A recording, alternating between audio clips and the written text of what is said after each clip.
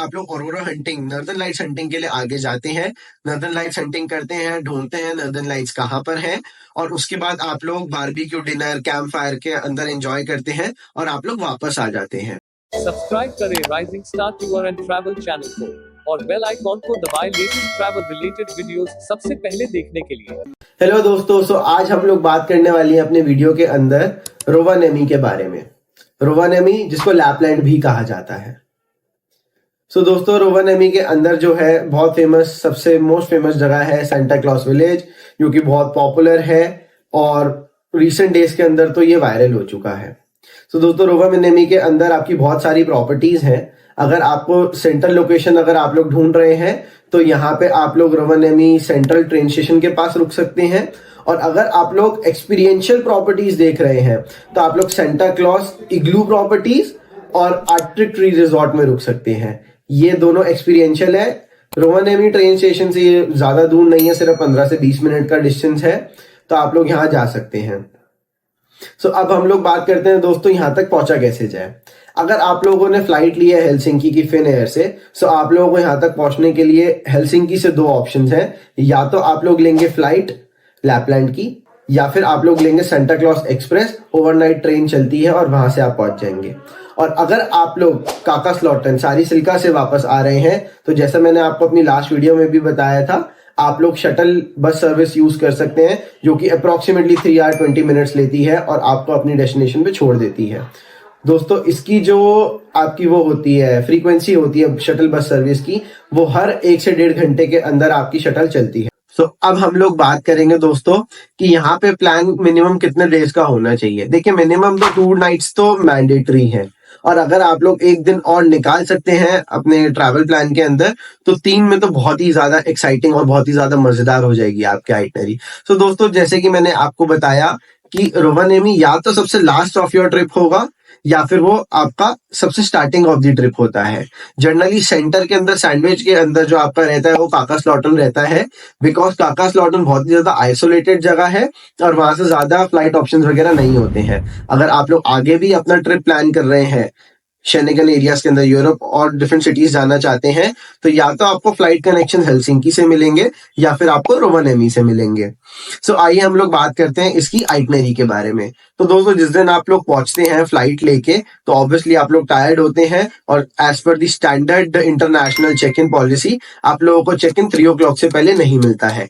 अगर आप लोग लकी हैं तो 50% चांसेस है आपको चेक इन जल्दी भी मिल जाए, बट क्योंकि ये एक डिफरेंट लोकेशंस हैं, बहुत ही ज्यादा पॉपुलर रेगुलर डेस्टिनेशन नहीं है, तो यहाँ की properties normally early check in नहीं देते हैं। अगर आप लोगों का अर्ली चेक इन 8 AM से पहले रहता है तो वो लोग आपको कंप्लीट 1 नाइट का चार्ज करते हैं, और अगर आप लोगों का चेक इन 8 AM के बाद रहता है तो आपसे 50% चार्ज करते हैं वो लोग। दोस्तों, डे 1 पे क्योंकि आप लोग थके हुए हैं, थोड़ा रिलैक्सिंग डे रखते हैं, तो इसलिए डे 1 पे हम लोग नॉर्मली जो आपको इवनिंग में देते हैं वो aurora walrus snowmobile camp fire hunting देते हैं। इसके अंदर दोस्तों क्या होता है, आप लोग aurora hunting, northern lights hunting के लिए आगे जाते हैं, नॉर्दर्न लाइट्स हंटिंग करते हैं, ढूंढते हैं नॉर्दर्न लाइट्स कहाँ पर है, और उसके बाद आप लोग बारबेक्यू डिनर कैंप फायर के अंदर एंजॉय करते हैं और आप लोग वापस आ जाते हैं। ये वाला टूर दोस्तों स्टार्ट होता है अप्रोक्सीमेटली 5 से 6 PM के अप्रॉक्स, और ये वाला टूर 2 से 3 घंटे का नॉर्मली रहता है। जनरली ये वाला जो टूर है हम लोग सबसे पहले डे इसलिए देते हैं क्योंकि आप लोगों का फिनलैंड जैसी डेस्टिनेशन पे जाने का पर्पस होल सोल एक ही है कि आप लोगों को नॉर्दर्न लाइट्स दिख जाए। इसलिए डे 1 से ही हम लोग स्टार्ट कर देते हैं, जिससे आपकी प्रोबेबिलिटी बनी रहे कि आपको नॉर्दर्न लाइट्स ज्यादा दिख जाए। अगर आपको डे 1 पे नहीं दिखती है तो नेक्स्ट डे, उसके नेक्स्ट डे आपको नॉर्दर्न लाइट्स दिख सकती है।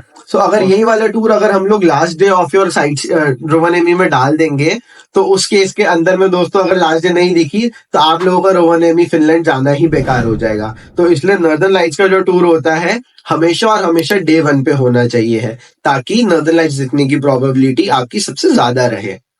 नेक्स्ट डे दोस्तों आप लोग आराम से उठ सकते हैं। यहाँ पे जल्दी उठ के कोई ऐसा फायदा नहीं होता है, क्योंकि डेज जो है वो पूरे आपको कंप्लीट मिलते हैं और एक्टिविटीज के नाम पे बहुत ज्यादा कुछ लंबी लंबी एक्टिविटीज फुल डे की नहीं होती हैं यहाँ पे। सो नेक्स्ट डे आप लोग जा सकते हैं आइस ब्रेकर क्रूज के लिए, जिसको शैम्पू क्रूज भी कहा जाता है। ये ग्लेशियर कटिंग क्रूज होता है, जिसके अंदर जो आपका जो टूर है वो मॉर्निंग 7:30 स्टार्ट हो जाता है। इसके 2 स्लॉट्स होते हैं, एक मॉर्निंग का होता है और एक 1 PM का होता है। सजेस्टेड और जो सबसे बेस्ट टाइमिंग है वो सबसे मॉर्निंग वाला ही रहता है, क्योंकि आपके डेज छोटे होते हैं जिस वजह से आपकी रात जल्दी होती है, तो आपको आइस कटर क्रूज के अंदर में जो आप लोग ग्लेशियर्स के अंदर स्विमिंग करते हैं वो आपको एक्सपीरियंस अच्छा नहीं मिलता है। सो इस क्रूज के टूर के अंदर दोस्तों सबसे बढ़िया चीज क्या होती है कि आप लोगों को आइस कासल भी लेके जाया जाता है, जहां पे आप लोग लंच करते हैं।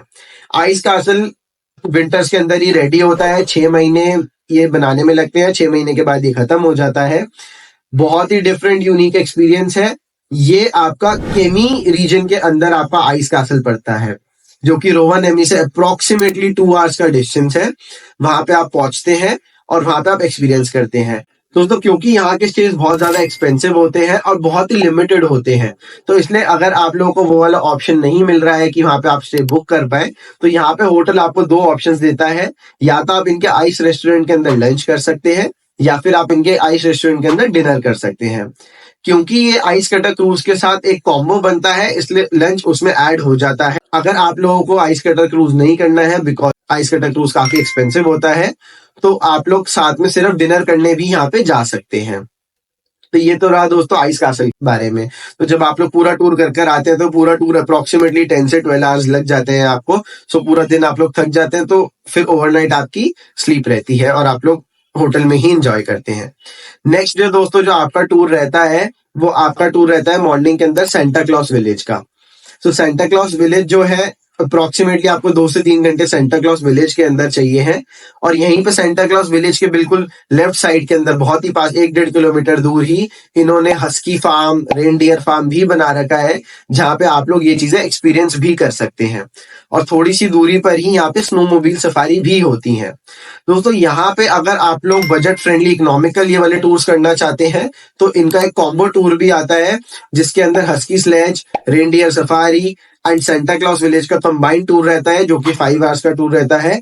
और अगर आप लोग इस वाले टूर के लिए स्पेशल ऑफर्स ढूंढ रहे हैं, तो आप लोग नीचे दिए गए नंबर पे कांटेक्ट कर सकते हैं। हम लोग आपको best of the best cost के अंदर इसको बुक करने की हेल्प कर सकते हैं। सो ये दोस्तों ओवरऑल हमारा रहा रोवानेमी का टूर। आइए अगली वीडियो के अंदर मैं आपको बताता हूँ हमारा लास्ट शहर, जो कि हेलसिंकी है। Thank you.